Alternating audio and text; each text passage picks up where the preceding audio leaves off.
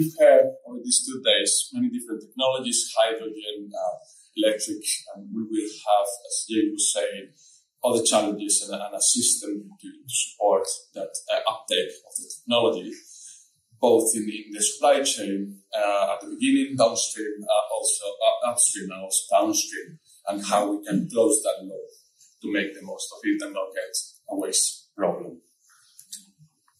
So I will touch on some of what's my circular vision for that supply chain here in the UK. Some forecasts that are right now outdated, but it's just to look at them as a perspective to start with, and the main challenges we found through our work.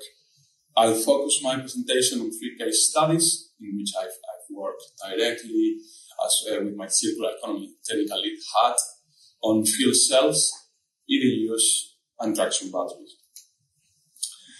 First, I would like to introduce HSSMI rebranding and refocus. So we are a sustainable manufacturing innovation consultancy now, and we address 3 market challenges from the industry. One being upscaling our product processes, the productivity, which is key to increase the technology, and the transition to a circular economy for the manufacturers and the extensive supply chain. We focus our work now in some distinct areas, which are here depicted in the picture. We understand 40, and if you want to talk more about them, I will not dwell on them. Hence, I will focus on electric drives, hydrogen propulsion, and battery technology. So myself, thank you, James, for the introduction, and for this presentation, I've been Circular Economy Technical Lead for HDM's and UK Drift both APC projects, and I'm still the project leader for Valuable, part of the Faraday Battery Challenge funded by Inno UK. Through that program, we become a friend of the Global Battery Alliance. I'm a member of the Sustainable Battery Steering Group. I'm chairing an industrial advisory board that informs the development of our technologies of all the partners. We are also a member of the C100 on the Ellen MacArthur Foundation, which is championing globally the circular economy, and I'm currently an innovation manager. As I said earlier, we did some work on APC, looking at the forecast volumes for certain components. It's not important the figures here, it's more important the rapid uptake and the steep curve of waste volumes reaching end of life in about 8 to 10 years. And yeah, we will say this is far too long for worrying up that's coming to us, and if we are not ready, we will have created a system that doesn't work and create another problem. So currently, what we mainly do is importing into the UK both raw materials and components, paying a premium to overseas nations, overseas economies. We process them, we manufacture the components, we put them together into our cars, we drive our cars, and then we dispose of them. And again, we pay another premium to import that waste. So my vision is that we create a supply chain, we create a system that allows us to retain the value in the UK, and then don't miss the opportunity, industrial opportunity, to retain that value and as well secure the resource of those raw materials, very important for the making of those new technologies. Through the work I will present in a moment, the main challenges we found in the supply chain, in this system, is the traceability of the products and the data privacy that comes with it. The collection and recovery routes for those materials, we found that it's not in place in some cases, it's low efficient, and we lose the value in many occasions. And there's a clear lack of recycling infrastructure for these new technologies. And then wrapping that all up are the regulations. We know regulations take a lot of time to develop, and they are complex systems that we need to be prepared, and we need to do them in conjunction with industry, so they are not out of date when they raise in 4 years a new EV policy. So then going more into detail of the work I've been doing in the past, this case study with a fuel cell, that's an innovative funded project.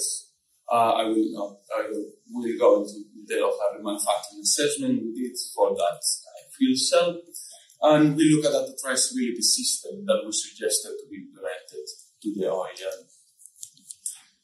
So you can see we play with those fuel cells, we tear them apart, we try to understand them. This was a collaborative approach, and we try to understand what are the different components from the bill of material, but also from the operative perspective.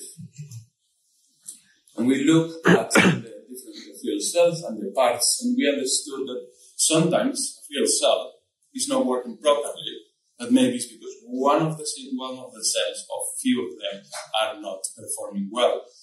So we came up with a system to replace those faulty cells for new cells and attempt to manufacture the stack.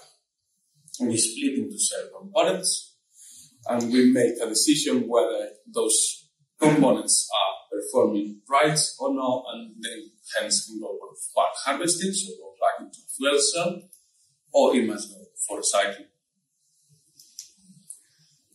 We also came up with some IP, which has been protected, and some processes for that phase in which when you receive end-of-life fuel cell, what should you do from testing, from diagnostics, disassembly, and then other repacking of the pack, of the stack. So we look at okay, that's very good and well. How do I understand what has happened to the fuel cell at life? So we look at RFID, so radio frequency identification tags and readers for that supply chain to add and take data. As you can see in this, where I'm not going to go into detail, but you can see there are several stages from the manufacturing to the manufacturing to the user, where data is taken and is added to that tag, and then it is stored in a database.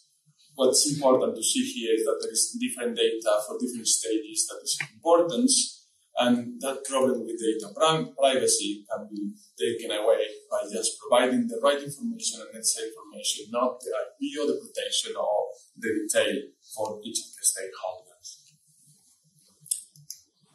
So, summarizing this case study, the main outputs were a manufacturing assessment of that fuel cell and a traceability system integration.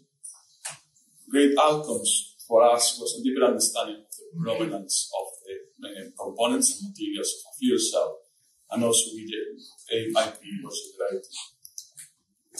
I'll touch on electric drives. That image is only for illustrative purposes. That was not the motor case. And here I look at a closed-loop supply chain mapping.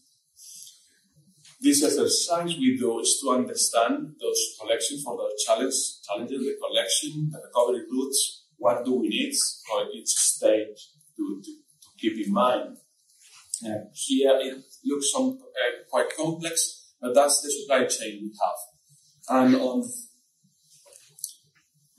on the aim of closing that loop and getting back those materials to meet that vision of circular economy, we identify different areas, whether it's the loop that we tend to use normally, which is the recycling loop, but we also want to highlight the manufacturing and repairing, which is going to the mechanics and just repairing one part, rather than take one fuel cell completely out. There may be some other options, not to throw away the entire stuff.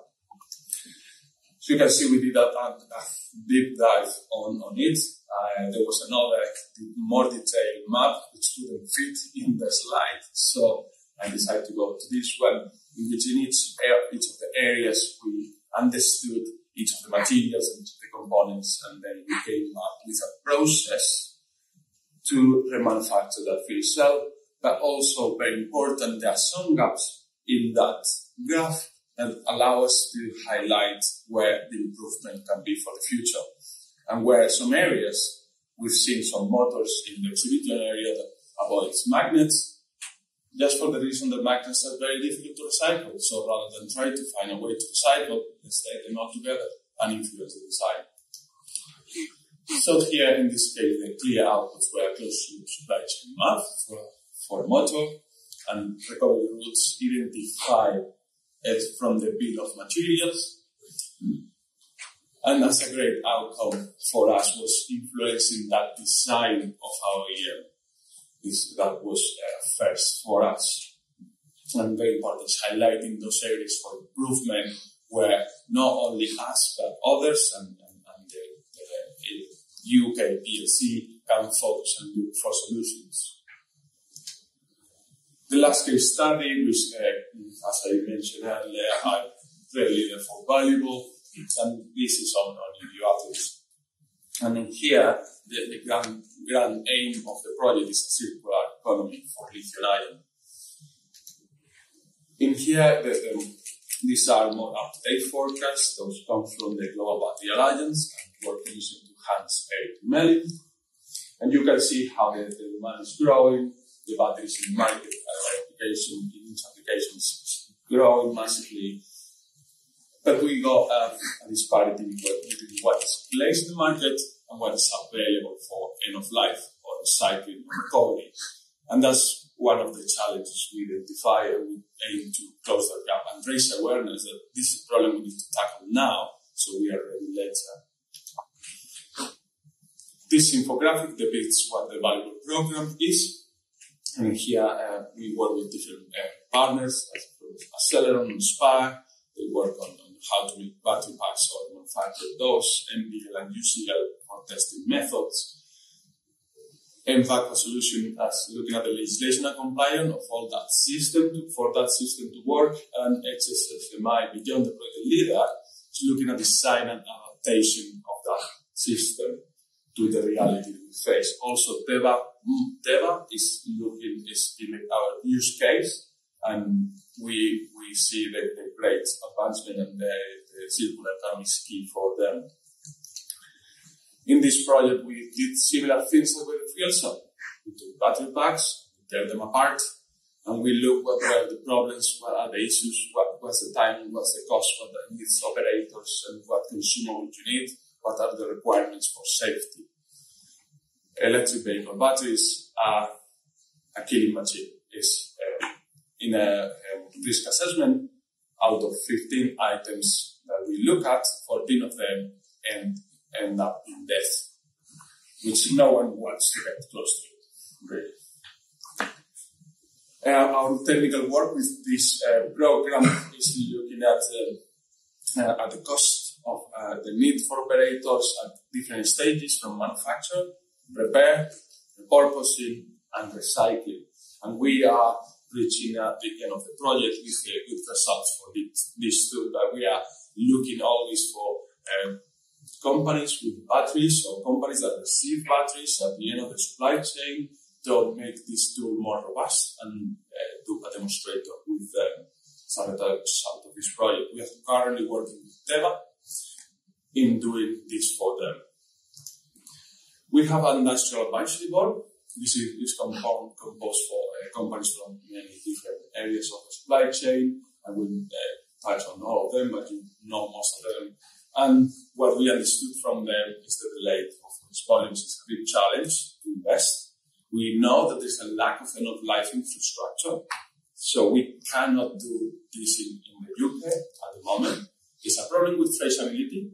Different stakeholders, they just ask, what's in your battery? What can I do with it? What's the value in that battery for us? Why would I pay? And what would you not pay me to recover that battery? And then the legislation, as I said at the beginning. Closing this out, great outputs for us, knowledge-based industrial reports, decision-making tools, and testing methods, which later I can discuss more of those in detail. And the great outcomes I want to highlight is the whole supply chain engagement And we see how the awareness into the industry is growing. At the beginning, we only talked to one OEM. We almost not even influenced the design. Later, we influenced the design, and now we are bringing this whole supply chain there. We got both national and international outreach, which is great for UK projects, and a lot of interest from industry to follow that up. So I just wanted to close out. This is my summary, and I hope you like the presentation. And if you go further question, let's discuss in the panel and later in the working session. Also, we are in stand 40, so come and visit us or help discuss this and other projects we're working. Thank you very much.